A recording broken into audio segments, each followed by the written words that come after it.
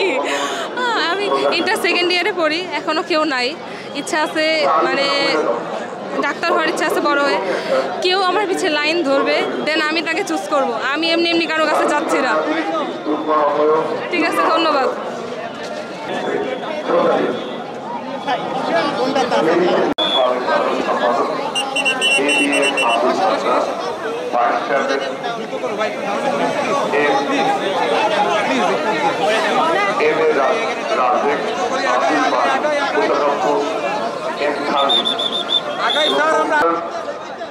নম্বর 1 BNP Mugda থানা মোহাম্মদ জিয়াউল হক। সকালে আসছে অনেকক্ষণ আসছি, অনেকটাই সকালে আসছি, 7টা সাড়ে 7টা থেকে আসছে।